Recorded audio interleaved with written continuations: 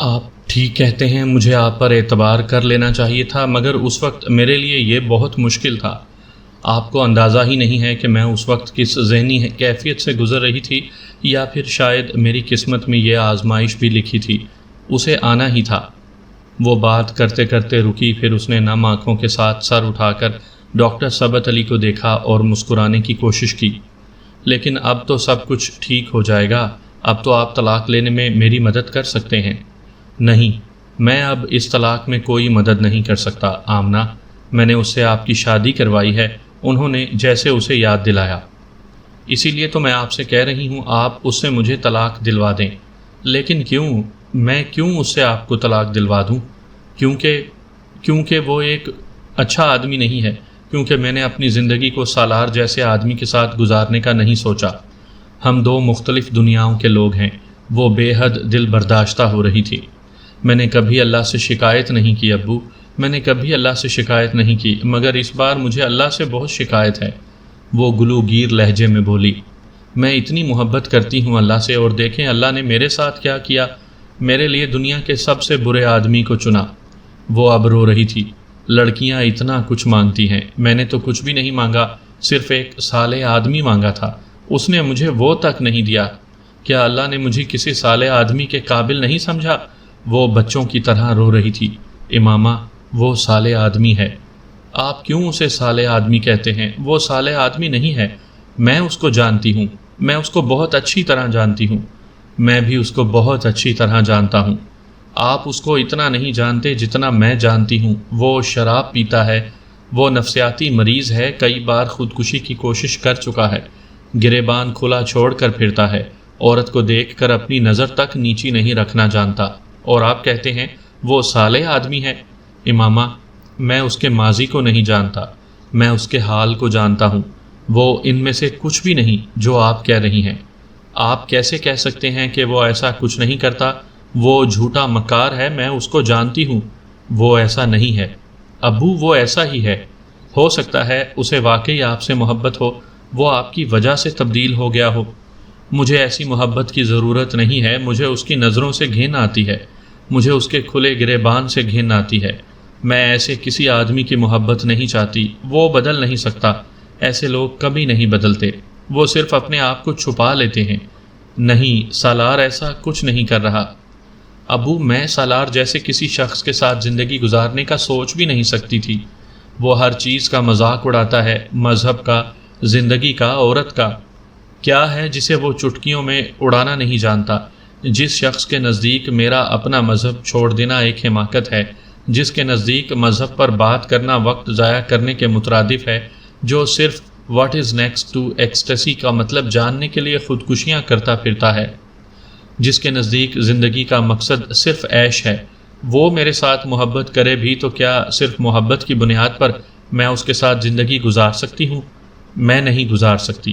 8.5 سال سے وہ آپ کے ساتھ قائم ہونے والے اس اتفاقیہ رشتے کو قائم رکھے ہوئے ہے، آپ کو، آپ کے تمام نظریات اور عقائد کو جانتے ہوئے بھی، اور وہ آپ کے انتظار میں بھی ہے، یہ سوچتے ہوئے کہ آپ اس کے ساتھ رہنے پر تیار ہو جائیں گی۔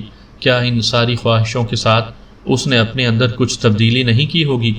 میں نے اس کے ساتھ زندگی نہیں گزارنی، میں اس کے ساتھ نہیں رہنا چاہتی، وہ اب بھی اسی بات پر مصر تھی۔ مجھے حق ہے کہ میں اس شخص کے ساتھ نہ رہوں، لیکن اللہ یہ کیوں کر رہا ہے کہ اس شخص کو بار بار آپ کے سامنے لا رہا ہے؟ 2 دفعہ آپ کا نکاح ہوا، اور دونوں دفعہ اسی آدمی سے۔ وہ ان کا چہرہ دیکھنے لگی۔ میں نے زندگی میں ضرور کوئی گناہ کیا ہوگا، اس لیے میرے ساتھ ایسا ہو رہا ہے، اس نے بھرائی ہوئی آواز میں کہا۔ آمنہ، آپ کبھی ضد نہیں کرتی تھیں، پھر اب کیا ہو گیا ہے آپ کو؟ ڈاکٹر ثبت علی حیران تھے۔ آپ مجھے مجبور کریں گے تو میں آپ کی بات مان لوں گی، کیونکہ آپ کے مجھ پر اتنے احسانات ہیں کہ میں تو آپ کی کسی بات کو رد کر ہی نہیں سکتی، لیکن آپ اگر یہ کہیں گے کہ میں اپنی مرضی اور خوشی کے ساتھ اس کے ساتھ زندگی گزاروں، تو وہ میں کبھی نہیں کر سکوں گی۔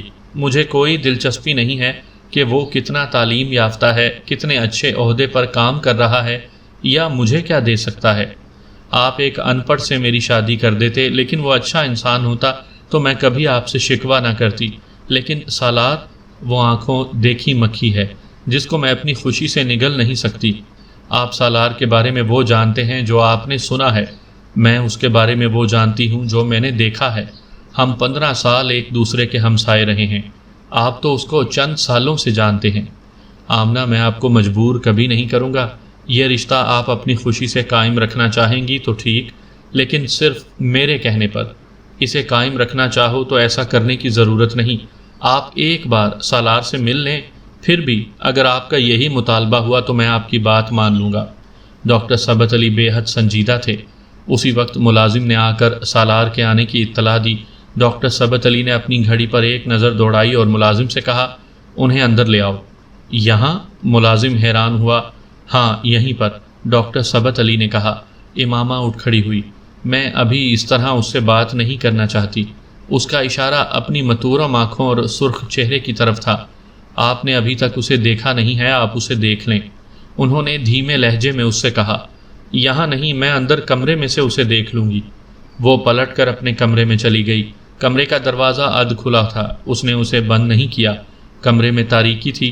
ادھ کھلے دروازے سے لاؤنج سے آنے والی روشنی اتنی کافی نہیں تھی کہ کمرے کے اندر اچھی طرح سے دیکھا جا سکتا۔ وہ اپنے بیڈ پر آ کر بیٹھ گئی۔ اپنے بیڈ پر بیٹھ کر اس نے اپنی انگلیوں سے اپنی آنکھوں کو مسلا۔ وہ جہاں بیٹھی تھی وہاں سے وہ لاؤنج کو بخوبی دیکھ سکتی تھی۔ 9 سال کے بعد اس نے ادھ کھلے دروازے سے لاؤنج میں نمودار ہوتے اس شخص کو دیکھا جسے وہ ایک طویل عرصہ پہلے مردہ سمجھ چکی تھی، جس سے زیادہ نفرت اور گھن اسے کبھی کسی سے محسوس نہیں ہوئی تھی، جسے وہ بدترین لوگوں میں سے ایک سمجھتی تھی، اور جس کے نکاح میں وہ پچھلے کئی سالوں سے تھی۔ تقدیر کیا اس کے علاوہ کسی اور چیز کو کہتے ہیں؟ اپنی آنکھوں میں اترتی دھند کو انگلیوں کی پوروں سے صاف کیا۔ ڈاکٹر ثبت علی اس سے گلے مل رہے تھے۔ اس کی پشت امامہ کی طرف تھی۔ اس نے معانقہ کرنے سے پہلے ہاتھ میں پکڑے ہوئے پھول اور ایک پیکٹ سینٹر ٹیبل پر رکھا تھا۔ معانقے کے بعد وہ صوفے پر بیٹھ گیا اور تب پہلی بار امامہ نے اس کا چہرہ دیکھا۔ کھلا گریبان، گلے میں لٹکتی زنجیریں، ہاتھوں میں لٹکتے بینڈز، ربر بینڈ میں بندھے بالوں کی پونی، وہاں ایسا کچھ نہیں تھا۔ وہ کریم کلر کے ایک سادہ شلوار سوٹ پر واسکٹ پہنے ہوئے تھا۔ ہاں، ظاہر طور پر تو بدل گیا ہے۔ اسے دیکھتے ہوئے اس نے سوچا، اسے دیکھ کر کوئی بھی یقین نہیں کر سکتا کہ یہ کبھی۔ اس کی سوچ کا سلسلہ ٹوٹ گیا۔ وہ اب ڈاکٹر ثبت علی سے باتیں کر رہا تھا۔ ڈاکٹر ثبت علی اسے شادی کی مبارکباد دے رہے تھے۔ وہ وہاں بیٹھی ان دونوں کی آوازیں بآسانی سن سکتی تھی، اور وہ ڈاکٹر ثبت علی کے استفسار پر انہیں امامہ کے ساتھ ہونے والے اپنے نکاح کے بارے میں بتا رہا تھا۔ وہ اپنے پچھتاوے کا اظہار کر رہا تھا کہ کس طرح اس نے جلال کی شادی کے بارے میں اس سے جھوٹ بولا، کس طرح اس نے طلاق کے بارے میں اس سے جھوٹ بولا۔ میں اس کے بارے میں سوچتا ہوں تو مجھے بہت تکلیف ہوتی ہے، اتنی تکلیف کہ میں آپ کو بتا نہیں سکتا، وہ میرے ذہن سے نکلتی ہی نہیں۔ وہ دھیمے لہجے میں ڈاکٹر ثبت علی کو بتا رہا تھا، بہت عرصے تو میں ایب نارمل رہا۔ اس نے مجھ سے حضرت محمد صلی اللہ علیہ وآلہ وسلم کے واسطے مدد مانگی تھی، یہ کہہ کر کہ میں ایک مسلمان ہوں، ختم نبوت پر یقین رکھنے والا مسلمان۔ میں دھوکہ نہیں دوں گا اسے، اور میری پستی کی انتہا دیکھیں کہ میں نے اسے دھوکہ دیا، یہ جاننے کے باوجود کہ وہ میرے نبی صلی اللہ علیہ وآلہ وسلم سے اس قدر محبت کرتی ہے کہ سب کچھ چھوڑ کر گھر سے نکل آئی، اور میں اس کا مذاق اڑاتا رہا، اسے پاگل سمجھتا اور کہتا رہا۔ جس رات میں اسے لاہور چھوڑنے آیا تھا، اس نے مجھے راستے میں کہا تھا کہ ایک دن ہر چیز مجھے سمجھ آ جائے گی، تب مجھے اپنی اوقات کا پتہ چل جائے گا۔ وہ عجیب سے انداز میں ہنسا تھا۔ اس نے بالکل ٹھیک کہا تھا، مجھے واقعی ہر چیز کی سمجھ آ گئی۔ اتنے سالوں میں میں نے اللہ سے اتنی دعا اور توبہ کی ہے کہ… وہ بات کرتے کرتے رک گیا۔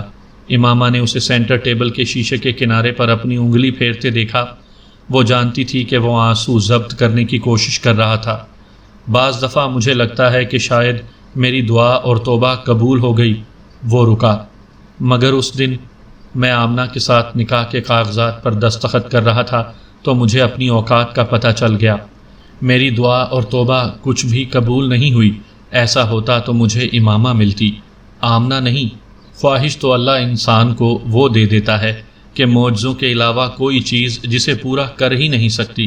میری خواہش دیکھیں میں نے اللہ سے کیا مانگا، ایک ایسی لڑکی جسے کسی اور سے محبت ہے، جو مجھے اسفل السافلین سمجھتی ہے، جسے میں 9 سال سے ڈھونڈ رہا ہوں مگر اس کا کچھ پتہ نہیں، اور میں خواہش لیے پھر رہا ہوں۔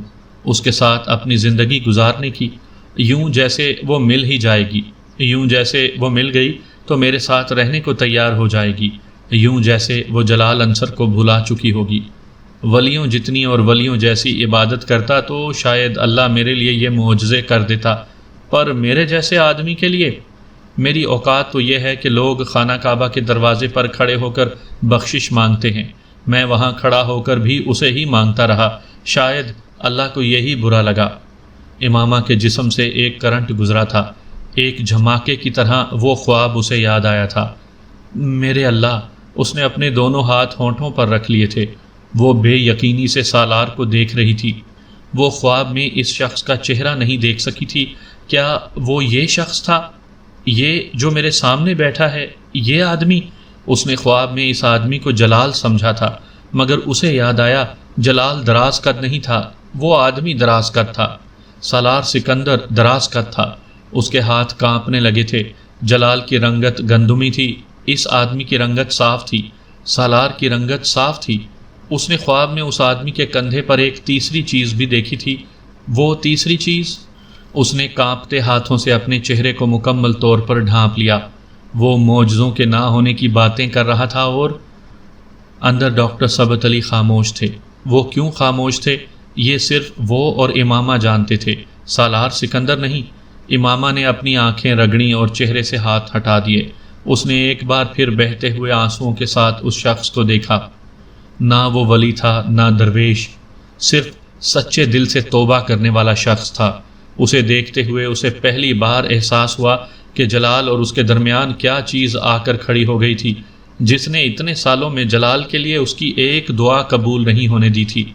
کون سی چیز آخری وقت میں فہد کی جگہ اس کو لے آئی تھی؟ اس شخص میں کوئی نہ کوئی ایسی بات تو ہوگی کہ اس کی دعائیں قبول ہوئیں، میری نہیں۔ ہر بار مجھے پلٹا کر اسی کی طرف بھیجا گیا۔ اس نے نم آنکھوں کے ساتھ اسے دیکھتے سوچا۔ اس نے ڈاکٹر ثبت علی کو اسے صالح آدمی کہتے سنا۔ وہ جانتی تھی وہ یہ بات کس لیے کہہ رہے تھے۔ وہ سالار کو نہیں بتا رہے تھے، وہ امامہ کو بتا رہے تھے۔ وہ اسے صالح قرار نہ بھی دیتے تب بھی وہ اسے صالح ماننے پر مجبور تھی۔ اس کے پاس جو گواہی تھی وہ دنیا کی ہر گواہی سے بڑھ کر تھی۔ اس کے پاس جو ثبوت تھا اس کے بعد اور کسی ثبوت کی ضرورت تھی نہ گنجائش۔ اسے کیا بتا دیا گیا تھا، اسے کیا جتا دیا گیا تھا، وہ جانتی تھی، صرف وہی جان سکتی تھی۔ افطاری کے بعد سالار اور ڈاکٹر ثبت علی نماز پڑھنے کے لیے چلے گئے۔ وہ منہ ہاتھ دھو کر کچن میں چلی آئی۔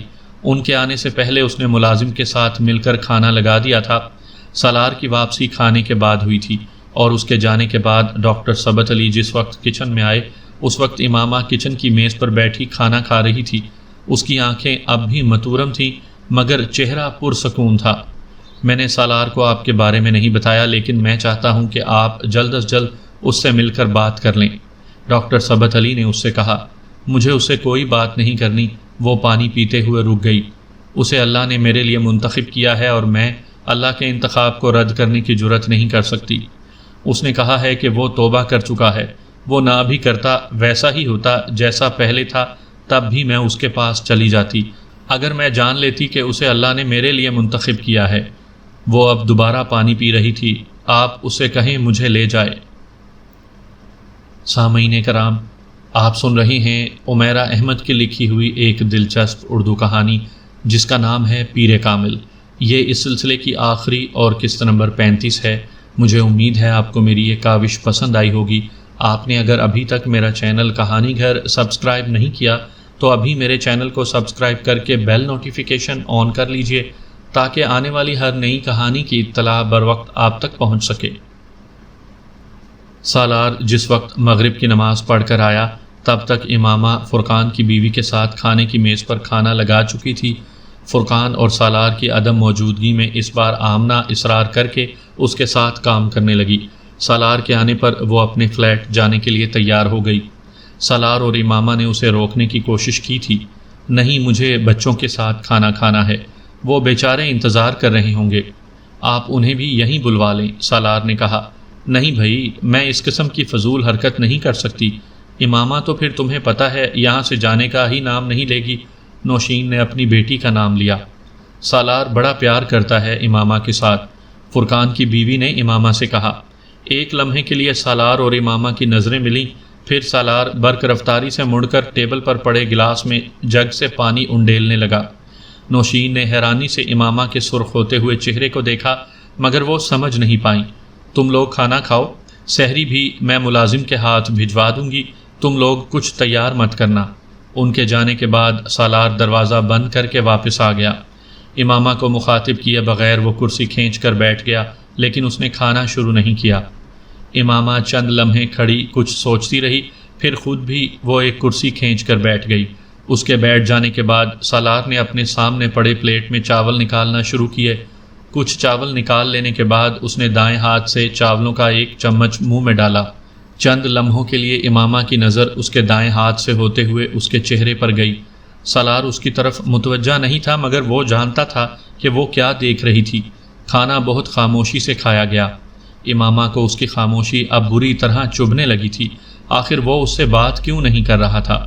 کیا مجھے دیکھ کر اتنا شوق لگا ہے اسے، یا پھر؟ اسے اپنی بھوک غائب ہوتی ہوئی محسوس ہوئی۔ اسے اپنی پلیٹ میں موجود کھانا ختم کرنا مشکل لگنے لگا۔ سالار اس کے برعکس بہت اطمینان اور تیز رفتاری سے کھانا کھا رہا تھا۔ اس نے جس وقت کھانا ختم کیا اس وقت عشاء کی اذان ہو رہی تھی۔ امامہ کے کھانا ختم کرنے کا انتظار کیے بغیر وہ میز سے اٹھ کر اپنے بیڈ روم میں چلا گیا۔ امامہ نے اپنی پلیٹ پیچھے سرکا دی۔ وہ میز پر پڑے برتن سمیٹنے لگی جب اس نے سالار کو تبدیل شدہ لباس میں برآمد ہوتے دیکھا۔ ایک بار پھر اسے مخاطب کیے بغیر وہ فلیٹ سے نکل گیا تھا۔ امامہ نے بچے ہوئے کھانے کو فریج میں رکھ دیا۔ برتنوں کو سنک میں رکھنے کے بعد اس نے میز صاف کی اور خود بھی نماز پڑھنے چلی گئی۔ وہ عشاء کی نماز کے بعد جس وقت واپس لوٹا اس وقت وہ کچن میں برتن دھونے میں مصروف تھی۔ سالار اپنے پاس موجود چابی سے فلیٹ کا دروازہ کھول کر اندر آ گیا۔ سالار لاؤنج سے گزرتے ہوئے رک گیا۔ کچن کے دروازے کی طرف امامہ کی پشت تھی اور وہ سنک کے سامنے کھڑی تھی۔ اس کا دوپٹہ لاؤنج کے صوفے پر پڑا ہوا تھا۔ سالار نے پہلی بار اسے سیدہ اماں کے ہاں کچھ گھنٹے پہلے دوپٹے کے بغیر دیکھا تھا، اور اب وہ ایک بار پھر اسے دوپٹے کے بغیر دیکھ رہا تھا۔ 9 سال پہلے وضو کرتے دیکھتے ہوئے اسے پہلی بار امامہ کو اس چادر کے بغیر دیکھنے کی خواہش پیدا ہوئی تھی جو وہ اوڑھے رکھتی تھی۔ 9 سال بعد اس کی خواہش پوری ہو گئی تھی۔ اس نے 9 سال میں کئی بار اسے اپنے گھر میں محسوس کیا تھا، مگر آج وہ اسے وہاں دیکھ رہا تھا تو وہ دم بخود تھا۔ اس کے سیاہ بال ڈھیلے ڈھالے انداز میں جوڑے کی شکل میں لپیٹے گئے تھے اور سفید سویٹر کی پشت پر وہ یکدم بہت نمایاں ہو گئے تھے۔ نکاح نامے پر آمنہ مبین ولد ہاشم مبین احمد کو اپنی بیوی کے طور پر تسلیم کرنے کا اقرار کرتے ہوئے اس کا ذہن میں ایک لمحے کے لیے بھی کوئی شک پیدا نہیں ہوا تھا، نہ ہی ہاشم مبین احمد کے نام نے اسے چونکایا تھا۔ وہ سیدہ اماں کی بیٹی سے شادی کر رہا تھا۔ اس کا نام امامہ ہاشم بھی ہوتا تب بھی اس کے وہم و گمان میں بھی یہ کبھی نہیں آتا کہ یہ وہی امامہ تھی، کوئی اور نہیں، اور اسے سیدہ اماں کے صحن میں کھڑا دیکھ کر اسے ایک لمحے کے لیے بھی شبہ نہیں رہا تھا کہ اس کا نکاح کس سے ہوا تھا۔ تمہیں پتہ ہے امامہ، 9 سال میں کتنے دن، کتنے گھنٹے، کتنے منٹ ہوتے ہیں؟ خاموشی ٹوٹ گئی تھی۔ اس کی آواز میں جسم کو چٹخا دینے والی ٹھنڈک تھی۔ امامہ نے ہونٹ بھینچتے ہوئے نلکا بند کر دیا۔ وہ اس کے پیچھے کھڑا تھا، اتنا قریب کہ وہ اگر مڑنے کی کوشش کرتی تو اس کا کندھا ضرور اس کے سینے سے ٹکرا جاتا۔ اس نے مڑنے کی کوشش نہیں کی۔ وہ اپنی گردن کی پشت پر اس کے سانس لینے کی مدھم آواز سن سکتی تھی۔ وہ اب اس کے جواب کا منتظر تھا۔ اس کے پاس جواب نہیں تھا۔ سنک کے کناروں پر ہاتھ جمائے وہ نلکے سے گرتے ہوئے چند آخری قطروں کو دیکھتی رہی۔ کیا ان سالوں میں ایک بار بھی تم نے میرے بارے میں سوچا، سالار کے بارے میں؟ اس کے سوال مشکل ہوتے جا رہے تھے۔ وہ ایک بار پھر چپ رہی۔ What is next to ecstasy? وہ جواب کا انتظار کیے بغیر کہہ رہا تھا۔ تم نے کہا تھا پین، تم نے ٹھیک کہا تھا، اٹ واز پین۔ وہ ایک لمحے کے لیے رکا۔ میں یہاں اس گھر میں ہر جگہ تمہیں اتنی بار دیکھ چکا ہوں کہ اب تم میرے سامنے ہو تو مجھے یقین نہیں آ رہا۔ امامہ نے سنک کے کناروں کو اور مضبوطی سے تھام لیا۔ ہاتھوں کی کپ کپاہٹ کو روکنے کے لیے وہ اور کچھ نہیں کر سکتی تھی۔ مجھے لگتا ہے میں کوئی خواب دیکھ رہا ہوں، آنکھیں کھولوں گا تو… وہ رکا۔ امامہ نے آنکھیں بند کر لیں۔ تو سب کچھ ہوگا، بس تم نہیں ہوگی۔ آنکھیں بند کروں گا تو… امامہ نے آنکھیں کھول دیں، اس کے گال بھیگ رہے تھے۔ تو بھی اس خواب میں دوبارہ نہیں جا پاؤں گا، تم وہاں بھی نہیں ہوگی۔ مجھے تمہیں ہاتھ لگاتے ڈر لگتا ہے، ہاتھ بڑھاؤں گا تو سب کچھ تحلیل ہو جائے گا، جیسے پانی میں نظر آنے والا عکس۔ وہ اس کے اتنے قریب تھا کہ ذرا جھکتا تو اس کے ہونٹ اس کے بالوں کو چھو جاتے، مگر وہ اسے چھونا نہیں چاہتا تھا۔ اور تم ہو کون امامہ؟ آمنہ؟ میرا وہم یا پھر کوئی معجزہ؟ کیا میں تمہیں یہ بتاؤں کہ مجھے تم سے؟ وہ کچھ کہتے کہتے رک گیا۔ امامہ کی آنکھوں سے نکلنے والا پانی اس کے چہرے کو بھگوتا ہوا اس کی ٹھوڑی سے ٹپک رہا تھا۔ وہ کیوں رکا تھا وہ نہیں جانتی تھی، مگر اسے زندگی میں کبھی خاموشی اتنی بری نہیں لگی تھی جتنی اس وقت لگی تھی۔ وہ بہت دیر خاموش رہا، اتنی دیر کہ وہ اسے پلٹ کر دیکھنے پر مجبور ہو گئی، اور تب اسے پتہ چلا کہ وہ کیوں خاموش ہو گیا تھا۔ اس کا چہرہ بھی بھیگا ہوا تھا۔ وہ دونوں زندگی میں پہلی بار ایک دوسرے کو اتنے قریب سے دیکھ رہے تھے، اتنے قریب کہ وہ ایک دوسرے کی آنکھوں میں نظر آنے والے اپنے اپنے عکس کو بھی دیکھ سکتے تھے۔ پھر سالار نے نظریں چرانے کی کوشش کی تھی۔ وہ اپنے ہاتھ سے اپنے چہرے کو صاف کر رہا تھا۔ تم مجھ سے اور میں تم سے کیا چھپائیں گے سالار؟ سب کچھ تو جانتے ہیں ہم ایک دوسرے کے بارے میں، امامہ نے مدھم آواز میں کہا۔ سالار نے ہاتھ روک کر سر اٹھایا۔ میں کچھ نہیں چھپا رہا، میں آنسوؤں کو صاف کر رہا ہوں تاکہ تمہیں اچھی طرح دیکھ سکوں، تم پھر کسی دھند میں لپٹی ہوئی نظر نہ آؤ۔ وہ اس کے کان کی لو میں لٹکنے والے ان موتیوں کو دیکھ رہا تھا جنہیں اس نے بہت سال پہلے بھی دیکھا تھا۔ فرق صرف یہ تھا کہ آج وہ بہت قریب تھے۔ ایک بار ان موتیوں نے اسے بہت رلایا تھا، وہ موتی آج بھی رلا رہے تھے، اپنے ہر ہلکورے کے ساتھ، وہم سے جنبش سے وہم بنتے ہوئے۔ وہ اپنے کانوں کی لوؤں پر اس کی محویت محسوس کر رہی تھی۔ میں نے کبھی نہیں سوچا کہ میں کبھی تمہارے اتنے قریب کھڑے ہو کر تم سے بات کروں گی۔ وہ مسکرایا لیکن نم آنکھوں کے ساتھ۔ امامہ نے اس کے دائیں گال میں چند لمحوں کے لیے ابھرنے والا گڑا دیکھا۔ مسکراتے ہوئے اس کے صرف ایک گال میں ڈمپل پڑتا تھا، دائیں گال میں، اور 9 سال پہلے امامہ کو اس ڈمپل سے بھی بڑی جھنجھلاہٹ ہوتی تھی۔ 9 سال کے بعد اس ڈمپل نے پہلی بار عجیب سے انداز میں اسے اپنی طرف کھینچا تھا۔ میں نے کبھی یہ نہیں سوچا تھا کہ میں کبھی تمہارے کان میں موجود ایئر رنگ کو ہاتھ لگاؤں گا، اور تم۔ وہ اب اس کے دائیں کان میں ہلکورے لیتے ہوئے موتی کو اپنی انگلیوں کی پوروں سے روک رہا تھا۔ اور تم مجھے ایک تھپڑ نہیں کھینچ مارو گی؟ امامہ نے بے یقینی سے اسے دیکھا۔ سالار کے چہرے پر کوئی مسکراہٹ نہیں تھی۔ اگلے لمحے وہ گیلے چہرے کے ساتھ بے اختیار ہنسی تھی، اس کا چہرہ سرخ ہوا تھا۔ تمہیں ابھی بھی وہ تھپڑ یاد ہے؟ وہ ایک ریفلیکس ایکشن تھا اور کچھ نہیں۔ امامہ نے ہاتھ کی پشت سے اپنے بھیگے گالوں کو صاف کیا۔ وہ ایک بار پھر مسکرایا۔ ڈمپل ایک بار پھر نمودار ہوا۔ اس نے بہت آہستگی سے اپنے دونوں ہاتھوں میں اس کے ہاتھ تھام لیے۔ تم جاننا چاہتے ہو کہ میں اتنے سال کہاں رہی، کیا کرتی رہی، میرے بارے میں سب کچھ؟ وہ نفی میں سر ہلاتے ہوئے اس کے دونوں ہاتھ اپنے سینے پر رکھ رہا تھا۔ میں کچھ جاننا نہیں چاہتا، کچھ بھی نہیں۔ تمہارے لیے اب میرے پاس کوئی اور سوال نہیں ہے، میرے لیے یہی کافی ہے کہ تم میرے سامنے کھڑی ہو۔ میرے سامنے تو ہو، میرے جیسا آدمی کسی سے کیا تحقیق کرے گا؟ امامہ کے ہاتھ سالار کے سینے پر اس کے ہاتھوں کے نیچے دبے ہوئے تھے۔ پانی نے اس کے ہاتھوں کو سرد کر دیا تھا۔ وہ جانتی تھی وہ کیوں اس کے ہاتھ اپنے سینے پر رکھے ہوا تھا۔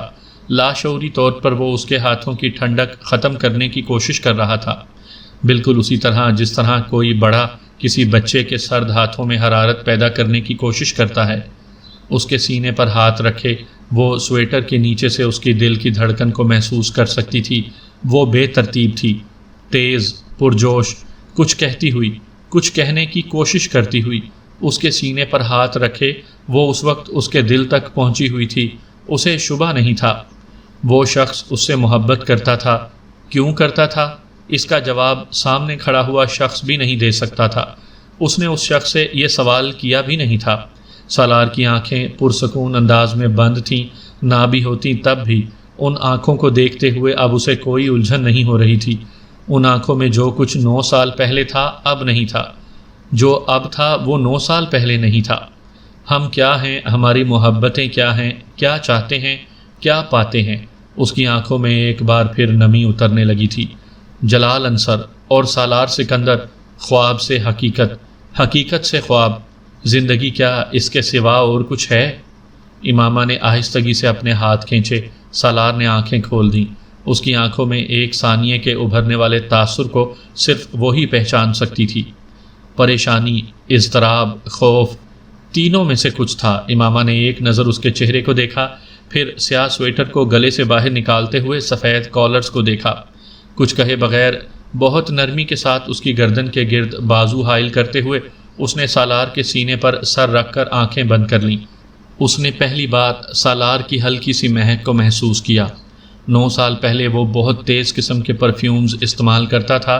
9 سال بعد سالار بالکل ساکت تھا، یوں جیسے اسے یقین نہیں آیا ہو۔ چند لمحوں کے بعد اس نے بڑی نرمی کے ساتھ امامہ کے گرد بازو پھیلائے۔ آئی ایم آنرڈ، امامہ نے اسے مدھم آواز میں کہتے سنا۔ وہ اس کی بند آنکھوں کو نرمی سے چوم رہا تھا۔ وہ سالار کے ساتھ خانہ کعبہ کے صحن میں بیٹھی ہوئی تھی۔ سالار اس کے دائیں جانب تھا۔ وہ وہاں ان کی آخری رات تھی۔ وہ پچھلے 15 دن سے وہاں تھے۔ کچھ دیر پہلے انہوں نے تہجد ادا کی تھی۔ وہ تہجد کے نوافل کے بعد وہاں سے چلے جایا کرتے تھے۔ آج نہیں گئے، آج وہیں بیٹھے رہے۔ ان کے اور خانہ کعبہ کے دروازے کے درمیان بہت لوگ تھے اور بہت فاصلہ تھا۔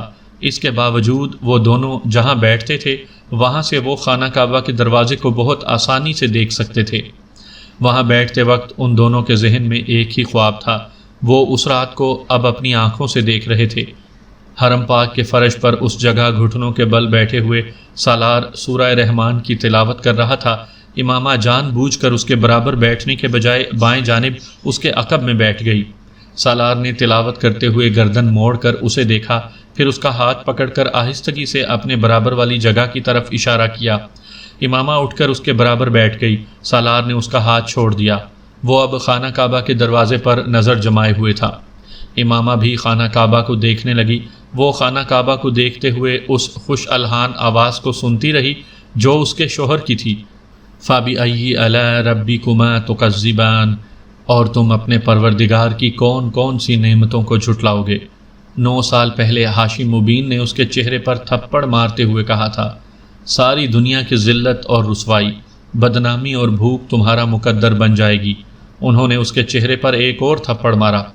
تمہارے جیسی لڑکیوں کو اللہ ذلیل و خوار کرتا ہے، کسی کو منہ دکھانے کے قابل نہیں چھوڑتا۔ امامہ کی آنکھیں نم ہو گئیں۔ ایک وقت آئے گا جب تم دوبارہ ہماری طرف لوٹو گی، منت سماجت کرو گی، گڑ گڑاؤ گی، تب ہم تمہیں دھتکار دیں گے۔ تب تم چیخ چیخ کر اپنے منہ سے اپنے گناہ کی معافی مانگو گی، کہو گی کہ میں غلط تھی۔ امامہ اشک بار آنکھوں سے مسکرائی۔ میری خواہش ہے بابا، اس نے زیر لب کہا، کہ زندگی میں ایک بار میں آپ کے سامنے آؤں اور آپ کو بتا دوں کہ دیکھ لیجئے، میرے چہرے پر کوئی ذلت، کوئی رسوائی نہیں ہے۔ میرے اللہ اور میرے پیغمبر صلی اللہ علیہ وآلہ وسلم نے میری حفاظت کی۔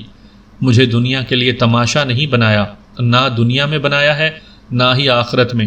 میں کسی رسوائی کا سامنا کروں گی، اور میں آج اگر یہاں موجود ہوں تو صرف اس لیے کیونکہ میں سیدھے راستے پر ہوں، اور یہاں بیٹھ کر میں ایک بار پھر اقرار کرتی ہوں کہ محمد صلی اللہ علیہ وآلہ وسلم اللہ کے آخری رسول ہیں۔ ان کے بعد کوئی پیغمبر آیا ہے نہ ہی کبھی آئے گا۔ میں اقرار کرتی ہوں کہ وہی پیر کامل ہیں۔ میں اقرار کرتی ہوں کہ ان سے کامل ترین انسان دوسرا کوئی نہیں۔ ان کی نسل میں بھی کوئی ان کے برابر آیا ہے نہ ہی کبھی آئے گا، اور میں اللہ سے دعا کرتی ہوں کہ وہ مجھے آنے والی زندگی میں بھی کبھی اپنے ساتھ شرک کروائے، نہ ہی مجھے آخری پیغمبر محمد صلی اللہ علیہ وآلہ وسلم کے برابر کسی کو لا کھڑا کرنے کی جرت ہو۔ میں دعا کرتی ہوں کہ اللہ زندگی بھر مجھے سیدھے راستے پر رکھے۔ بے شک میں اس کی کسی نعمت کو نہیں جھٹلا سکتی۔ سالار نے سورہ رحمان کی تلاوت ختم کر لی تھی۔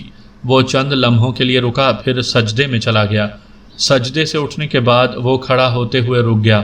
امامہ آنکھیں بند کیے دونوں ہاتھ پھیلائے دعا کر رہی تھی۔ وہ اس کی دعا ختم ہونے کے انتظار میں بیٹھ گیا۔ امامہ نے دعا ختم کی۔ سالار نے اٹھنا چاہا، وہ اٹھ نہیں سکا۔ امامہ نے بہت نرمی کے ساتھ اس کا دایاں ہاتھ پکڑ لیا۔ وہ حیرت سے اسے دیکھنے لگا۔ یہ جو لوگ کہتے ہیں نا کہ جس سے محبت ہوئی وہ نہیں ملا، ایسا پتہ ہے کیوں ہوتا ہے؟ رات کے اس پچھلے پہر نرمی سے اس کا ہاتھ تھامے وہ بھیگی آنکھوں اور مسکراتے چہرے کے ساتھ کہہ رہی تھی، محبت میں صدق نہ ہو تو محبت نہیں ملتی۔ 9 سال پہلے میں نے جب جلال سے محبت کی تو پورے صدقے دل کے ساتھ کی، دعائیں، وظیفے، منتیں، کیا تھا جو میں نے نہیں کر چھوڑا، مگر وہ مجھے نہیں ملا۔ وہ گھٹنوں کے بل بیٹھی ہوئی تھی، سالار کا ہاتھ اس کے ہاتھ کی نرم گرفت میں اس کے گھٹنے پر دھرا تھا۔ پتہ ہے کیوں؟ کیونکہ اس وقت تم بھی مجھ سے محبت کرنے لگے تھے، اور تمہاری محبت میں میری محبت سے زیادہ صدق تھا۔ سالار نے اپنے ہاتھ کو دیکھا، اس کی ٹھوڑی سے ٹپکنے والے آنسو اب اس کے ہاتھ پر گر رہے تھے۔ سالار نے دوبارہ امامہ کے چہرے کی طرف دیکھا۔ مجھے اب لگتا ہے کہ اللہ نے مجھے بہت پیار سے بنایا تھا۔ وہ مجھے کسی ایسے شخص کو سونپنے پر تیار نہیں تھا جو میری ناقدری کرتا، مجھے ضائع کرتا، اور جلال، وہ میرے ساتھ یہی سب کچھ کرتا۔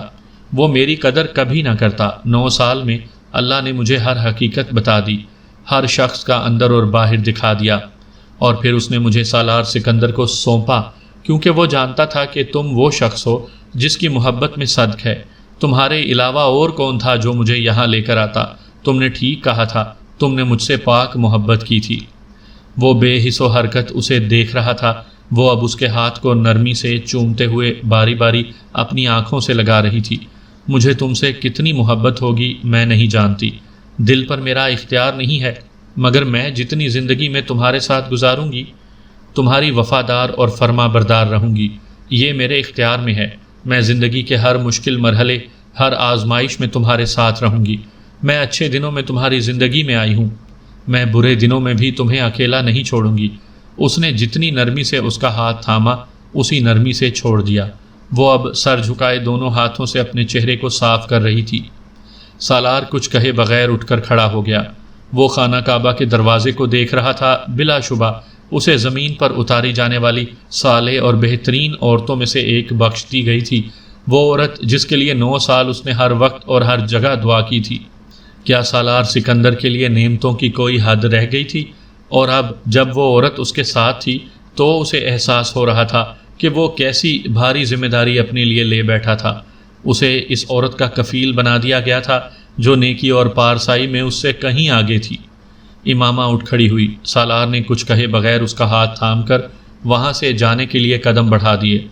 اسے اس عورت کی حفاظت سونپ دی گئی تھی جس نے اپنے اختیار کی زندگی کو اس کی طرح کسی آلائش اور غلاظت میں نہیں ڈبویا، جس نے اپنی تمام جسمانی اور جذباتی کمزوریوں کے باوجود اپنی روح اور جسم کو اس کی طرح نفس کی بھیٹ نہیں چڑھایا۔ اس کا ہاتھ تھامے قدم بڑھاتے ہوئے اسے زندگی میں پہلی بار پارسائی اور تقویٰ کا مطلب سمجھ میں آ رہا تھا۔ وہ اس سے چند قدم پیچھے تھی۔ وہ حرم پاک میں بیٹھے اور چلتے لوگوں کی قطاروں کے درمیان سے گزر رہے تھے۔ وہ اپنی پوری زندگی کو جیسے فلم کی کسی سکرین پر چلتا دیکھ رہا تھا، اور اسے بے تحاشا خوف محسوس ہو رہا تھا۔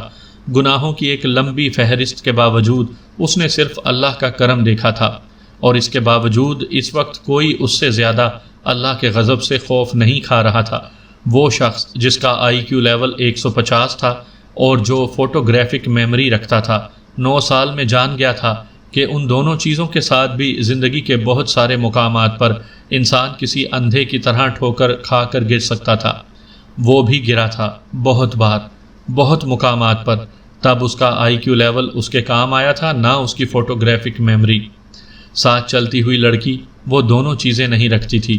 اس کی مٹھی میں ہدایت کا ایک ننھا سا جگنو تھا، اور وہ اس جگنو سے امڑتی روشنی کے سہارے زندگی کے ہر گھپ اندھیرے سے کوئی ٹھوکر کھائے بغیر گزر رہی تھی۔